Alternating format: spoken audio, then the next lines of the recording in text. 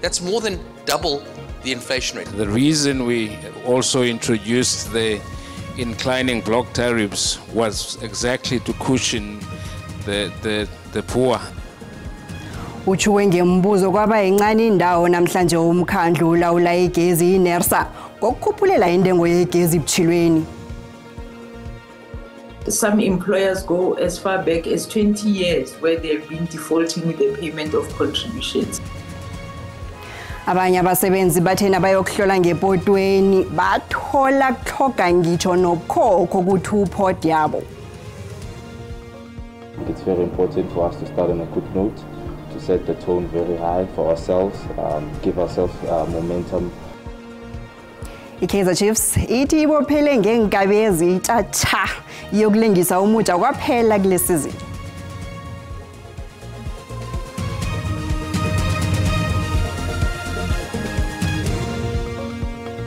Singena sesikhefuzela sephulwa umtholo wendaba ezitshisako zihatshwa bunqopha ku-SABC 1 ngesindebele. Akwande sitshaba sekosi.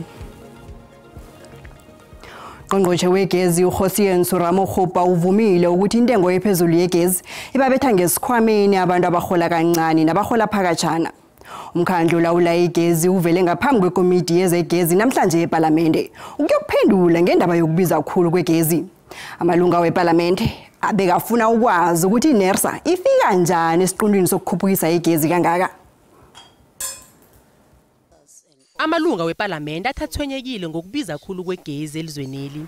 Athi ukukhutshula kwayo kuphasiswa yiNERSA. Njeke bafuna uhulumende asikime aphungule umthako wabantu ngegezi. Last year, let's take an average increase of 15%. That's more than double the inflation rate. In fact, it's more than 3 times the inflation rate in South Africa. So it's having a massive inflationary pressure on the cost of living.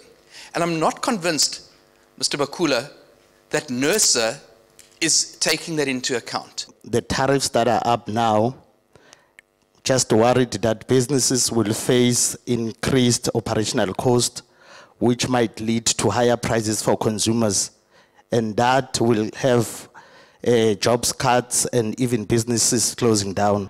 iNERSA iti iyabacabangela nayo abantu. The reason we also introduced the inclining block tariffs was exactly to cushion the poor then, and yes, as we go forward, we will continue to revise the methodology to take into account whatever socioeconomic effects are there. But inclining block tariffs was exactly for that.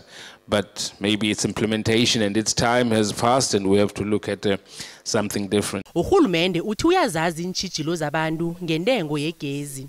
We want to make sure that electricity pricing structure is such that it's affordable for low-income household and cost-reflective for everyone, so that businesses are competitive and even the middle class. I mean, they are also under significant amount of burden. So I'm not about to suggest that it's only the poor who are feeling the pain. iNERSA beyathi iyazibilayeza esahluleleni sekhothe ephakemeko yeNorth Gauteng High Court ngesibawo esilethwe yi-AfriForum ngabomasipalata abanikelwe igunya lokukhuphukisa imali zegezi. Sekela likaMengameli uPaul Mashatile uthi unesiqiniseko sokubana uhulumende obusa ngokubumbana uzokusebenza kuhle bekuphele iminyaka emihlanu.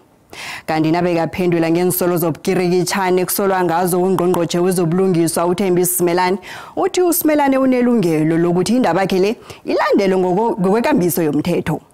uMashatile uthi ukhulume lokhu lokho nabe yakhulumisana nomhleli wendaba zepolitiki kwaSABC uMzwandile Mbeje.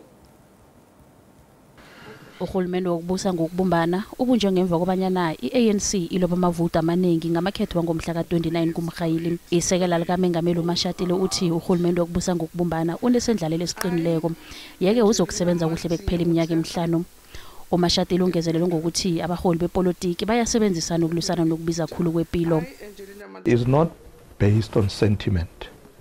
So it's not like what we like, it's based on principle. One of the principles was respect for the Constitution and the law, agree on a program that prioritizes serving the people. Kanti nabe kaphendula ngezwe ngobatsho yensolo zobukirikitshane kusolwa ngazo ungqongqotjhe wezobulungiswa uThembisa Simelane uthi uSimelane ulelungelo lokuthi kulandelwe ikambiso yomthetho kule ndaba. uSimelane bekaziphendulela phambi kwekomiti yeParliament yezomthetho ngelesihlanu malungana nesikweleta senze company nebolekisa imali ehlobene nebhanka yeVBS iGundo Wealth Solutions nabekangimiyara ngewepulukwane ngo-2016. uMashatile uthi kunamajima alisana nobukereketshana phenya abantu abathinda ekuthunjweni kwelawulo lombuso. My approach would be, it's always important to be fair. Even when we deal with difficult matters, let's not rush. uMashatile uthi uSimelane uzokuthumela umbiko ophelele ngokuziphendulela ngenisolwezi kumengameli uCyril Ramaphosa. Ukuthoma kwehlelo lokunqwatha emalini yepension i2pot kuveze nebekufihlekileko. Kunabaqatshi abangabhadeli imali yepension yabasebenzi babo. Lokhu ke kube nomthelelo omumbi ebasebenzini ngombana njenganje babhalelwa ukukhupha imali yabo yepension ngehlelo elitsha le2pot. Ihlelo le2pot elithoma ukusebenza ngomhla ka1 inyanga le belilindwe ngamehlo abovu kabaningi. Kodwa na kuvele bona abanye abaqatshi babhalelwe ukubhadela isikhwama semali sepension yabasebenzi. I-office labaphosidlo besikhwama semali yepension yabasebenzi libawa abasebenzi bona bahlole bona imali yabo yepension ikhona na ngaphambi kokulinga ukuyikhupha. Some employers go as far back as 20 years where they've been defaulting with the payment of contributions. So it's an issue that we have been reporting on, trying to highlight so that members also take charge and try and start asking questions much earlier about whether their employers are paying their contributions or not. Abaphosidlo besikhwama semali yepension yabasebenzi bathi abanye abaqatshi baneminyaka engaphezulu kwama-20 bangabhadeli ngefanelo isikhwama semali yepension yabasebenzi. Bafese bodwa abantu abaphila ngokuzithengisela nokuqatshisa amathikithi wembhesi zakwaPATCO. Abathengisi bamathikithi kaningi bajama endobheni zembhesi labathengisela khona. Kanti abathengisi bamathikithi bakhone ukwakha imizi bafundisa nabantwana ngemali yamathikithi. Kodwa nakubonakala kuzokuphela njengomana iPATCO endaweni zePitori naKwaNdebele ihlela ukwethula ihlelo elitsha lokubhadela ngebhesini nge-tax system. Abanye abantu bahlathulula ibhizinisi yenziwa boma bamathikithi yokuthenga amathikithi bese bawathengise namkha bawaqatshise njengobugirikitshani. Abomaba bathenga amathikithi qobe veke bese bawaqatshise benza lokhu njengendlela yokuziphilisa. PATCO etsosa ke rena basadi ba ticket ke matlo bonang hore re bohlokwa ka re di ticket ke khona reka $8 ke $10 ke nka coupon ga o tla ba boa di ticket.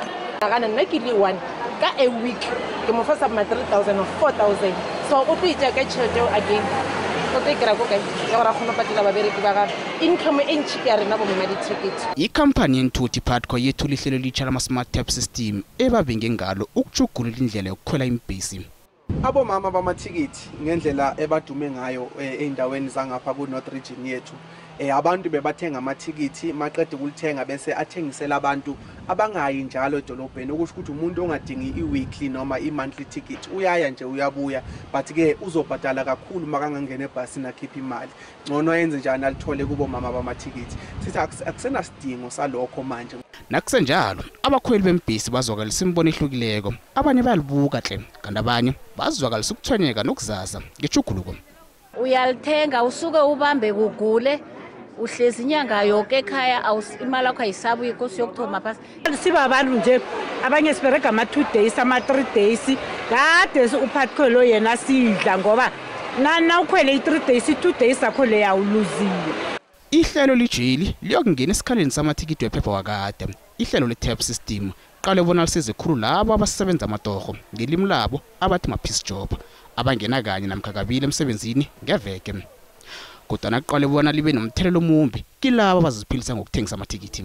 Ngoba siyazi ukuthi kwesinye isikhathi siyagula njengabantu kwesinye isikhathi asisiya emsebenzini but akufanele silahlekele yilawo ma-tax. So i-weekly yethu manje seyilasta for a period of 30 days and then i-monthly yethu ilasta for a period of 60 days okusho ukuthi for i-weekly unenyanga yonke ukuthi uyisebenzise, for i-monthly una 2 months ukuthi usebenzise ama-trip wakho. So iyo le convenience esikhuluma ngayo masithi si-introduce le system. Ngokutsho kwesazi sezimali igadango lePATCO eli kade lilindiwe. Lokhu njengomani ngikhampani zembhesi eziningi zijugulukela ehlelweni le-digital.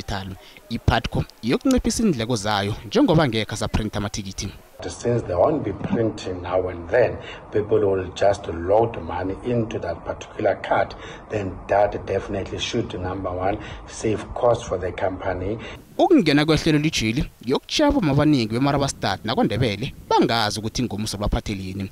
Ibhizinisi abo abaziphilise ngayo iminyakanyaka ilengehageni. Ekhasini lethu le-Facebook siba umbono wakho ngehlelo elitsha lakwa-PUTCO lamathikithi we-tag system. Nakumbono okhelandela mbukele.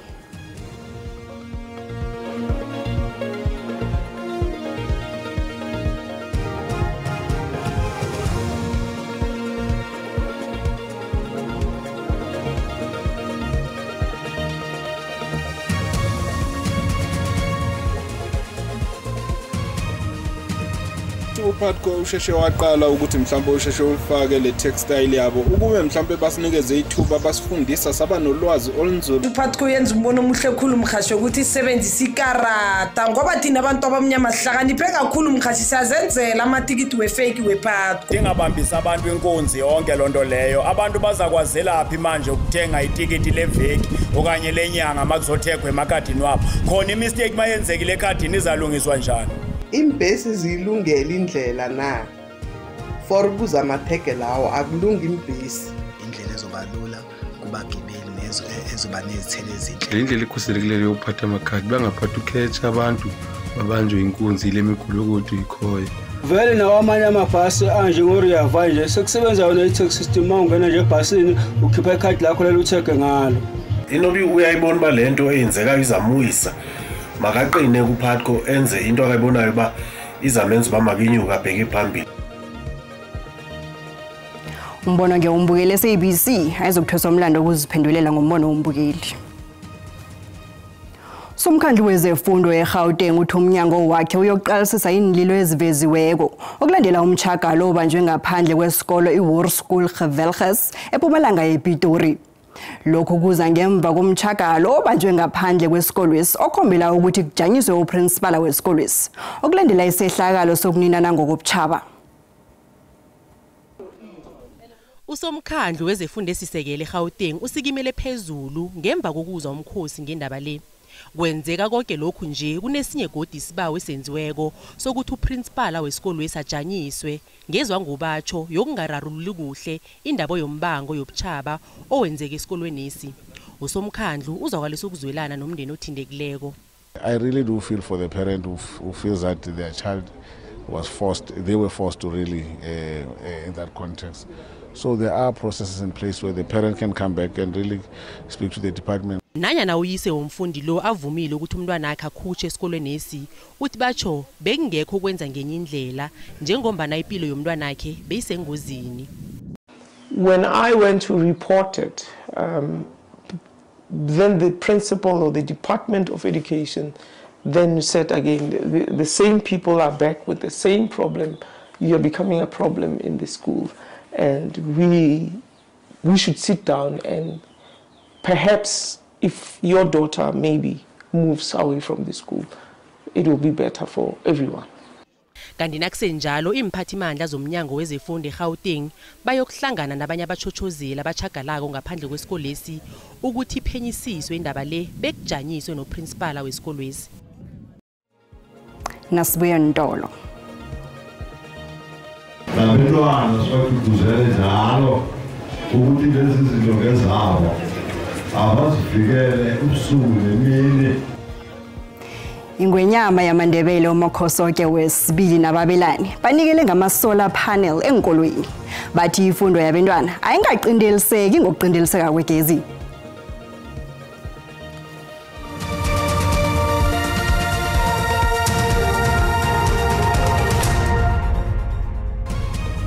Zisekhona indaba lapha kanti nazi kuphundela uyazifumana ku Facebook, ku YouTube na ku SABC Plus.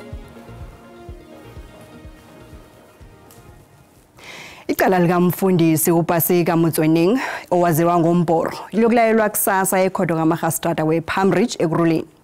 Icala likaMboro uPhilip Dlamini ugandelela lokuthi ukuraga kokuthwiliswa kwecala likaMboro kwephula amalungelo wakhe omthethosisekelo. Umbhoro nogadi wakhe bacalene namacala okuthumba, ukutholakala baphethe ingidi ezingasisemthethweni, ukuthuthumbisa isigidi kunye nokubetha. Ingwenyama yamaNdebele uMakhosoke wesibili ngokubambisana nekhampani ekhiqiza amasola iSigna Group banikele ngokusemthethweni ngamasolar panel asebenzisa umtshiso welanga ukufuthumeza nokukhanyisa enkolweni ezihlanu. Bathome ngesikolo iKing Makhosoke Secondary eMlodo eMpumalanga. Bathi bayibekela phambili ifundo begodu bayazwisisa ukuthi sikhulu isitshijilo sokunande kukhamba igezi. Kodwa nabafundi fanele bangaqindeliseki ukuphumelelisa amabhudango wabo ngefundo. Ngwenyama uMakhosoke wesibili bekhamba nemphathiswa zefundo kunye nabafundi nabaphekelela isizwe elihloga abafundi khulu kulesi sikhathi sokufumana ifundo. Bathe leli lihlelo lokuhlangula inkolo kulesi sitshijilo sokunande kuqindeliswa igezi. Khulukhulu ngalesi sikhathi sokuhlolwa inhlahlubo zesiqundu sesithathu. Ngwenyama ithi bafisa ingathani isandla sabo singaluleka ukudlula lokhu. Bakhona nokubuthelela iminikelo yokusiza ukuthuthukisa ifundo yabantwana.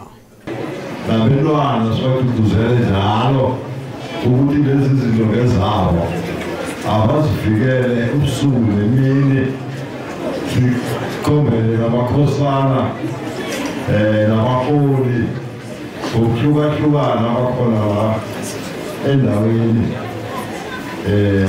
amakhansela abafundisi ukuthi bahelele ukuvikela le ndawo. Abakhiqizi bemtshini esebenzisa amandla omtshiso welanga bathi basehlelweni lokulekelela nabafundi abasemkhakheni okufundela lo mhlobo wemisebenzi. With the objective of looking at how we are going to empower the Ndebele youth for future success. A part of that project was also looking at infrastructure. So our first objective was to get power into the rural schools. Bomnyango wezefundo bathi amahlelo njengaleli angamanye abethula umthwalo emahlombe. Izoyenza ukuthi ikolo eziningi imali iphelela ku-electricity. So le kolo it means ku account yabo electricity mababhadale imasipala or Eskom yoyehla because bayakhona ukuthi baswitch. Bakhuthala abafundi nakunje. Izosiza kuhle khulu ngombana sizofunda ukucinelelisa kegezi so kuzosisiza ngombana izokwenza ukuthi kukhanye emakhaya sikwazi ukufunda. Previously besingahona ukubhala due to igezi nangekho bangahona usiprintela amaphepha and stuff, so since basilethela ama solar panels kuzoba ngcono. Umkhandlu wesikolo ulamukela ihlelweli. Asincedeni nabantwana bethu siba encourage nabantwana bethu ukuthi lama solar panel ahlokomelwe sibe nalokho ukuthi sibeke ilihlo kakhulu phezukwawo. There we go, on to better. Ababelani bathi bazimisele nokuragela phambili ngomnqopho ukuthuthukisa nangezinye insetshenziswa zefundo nakezinye inkolo. Ingwenyama ichochozela nokuthi isiko, ilimi nehlonipho kuyakhambisana. Yeke akubekelwe phambili ngaso sonke isikhathi ngenyanga yamagugu wesitshaba nje.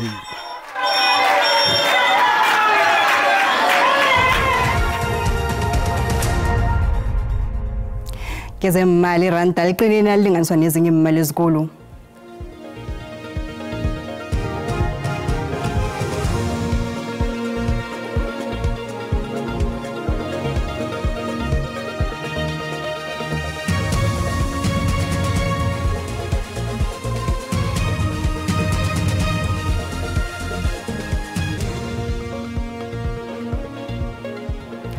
Umdlali wemva weKaizer Chiefs uGiven Msimango uthi kuqakathekile bona amakhosi athome isizini ngokulilisa isibebe isizini entsha yeligi nayithoma ngempela veke siyakiyo le. iChiefs iqede isizini ephelele kwisebujameni bechumi eligini. Amakhosi ayokuthoma isizini ka-2024-2025 ngomdlalo wayo neMarumo Gallants eBloemfontein ntambama ngomgqibelo. Isizini yeJBD Premiership iyathoma kanti iKaizer Chiefs nayo ithoma izinto ngobutsha. Isiqhemisa senze amajuguluko ababanduli kunye nabadlali baqatshe umbanduli weTunisia uNazreddin Nabi kunye nesiqhema sakhe sababanduli. Sakuphela amasizini alithoba amakhosi agcina ukuthomba iphaliswano elisemthethweni. Umdlalo wamakhosi uGiven Msimango uthi bafuna ukuthoma isizini ngokuzimisela. A good start to the league it's very important, you know. You hear the cliches, it's not how you start, it's how you finish. Not when it comes to Kaizer Chiefs, you know. I think it's very important for us to start on a good note, to set the tone very high for ourselves, give ourselves momentum for the next block of games in the month of September. I think we're playing about 4 or 5, if not mistaken. Omunye wabadlali abatsha bamakhosi umdlali wemva ovela eAngola uInacio Miguel osuke esiqhemeni esikhulu sakulalizwe iPetro de Luanda kanti uveze wona uNabi kunye nosomapala waphambilini weCape Town City kunye nePetro de Luanda uHugo Marx ngibo abamkhuthaze wona ajoyina amakhosi.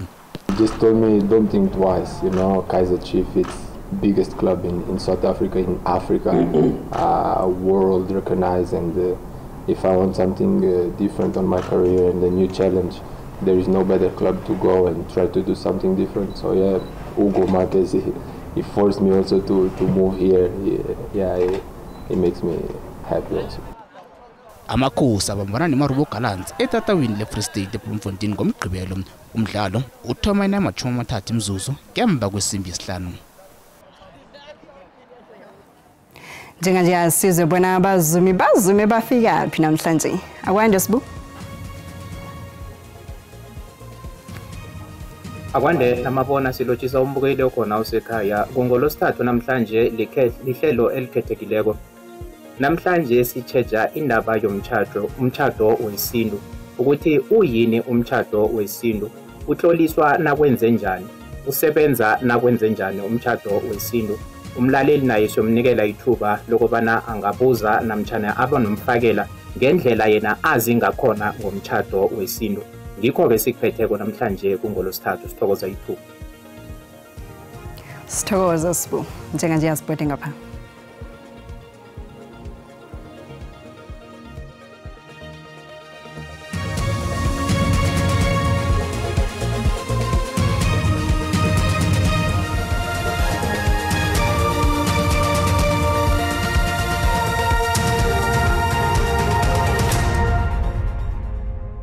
Thokozile ngendabeni lochane ekhaya ngelesithathu entambama kazi-ke naku ubujamo bezulu sibona lapha livulile ngetjingalanga yenarha yeSewula Afrika ulithole ke bokugqeberha izulu ngamathuba alinganiselwa lapha ku30% nawuthuthinga lapha kubo East London nge60% lapha ke endaweni zangale elisuthu kuchinga kubo Durban ulithole nge30%. Siyacala ukuthi kusasa ngakhani khona ke kujame bunjani litholakala nge60% ukusuka lenza siufike lapha endaweni zabogqeberha kanti ke livalile kulezi indawo ezinye kuthi ke sibone lapha ikungu enarheni zangale ke ngale ngetjingalanga Kapa nawuthi uyaqala ke eBloemfontein akhona amathuba wezulu godi nge30% ngale ke ngempumalanga ukuchinga eLimpopo sibona lapha ke ikungu abantu batsheje bayelele khulukhulu ekseni nabachayelako kazi ke kunomoya namandla ngapha ngeSewula nenarha yeSewula Afrika eligwini langeSewula sithole lapha ke godi esinye isilemukiso eUppington Maikeng nalapha ngakubo Bloemfontein sibona lapha ke kunekhonakalo yomlilo wemango uthi ke lapha ilwandle libe bukhali kilezi indawo siyakusuduka msinyazana uzokwazi ukuthi ubone amazinga ukushisa sithome ngapha ngeGauteng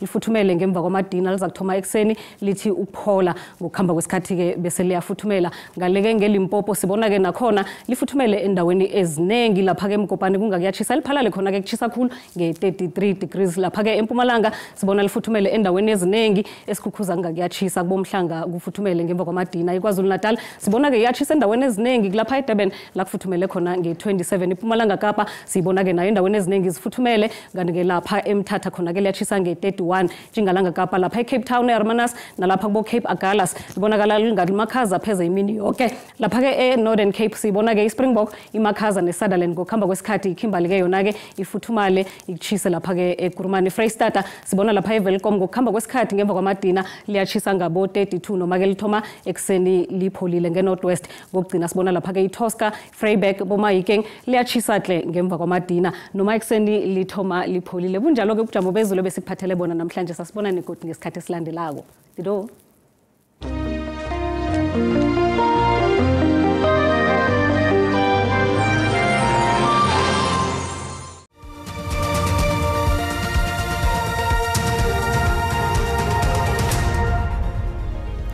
Namhlanje indaba ziphelela lapha zikhona ngeSiswati kusasa nangeLesihlanu uthula kwande sitshaba sekosi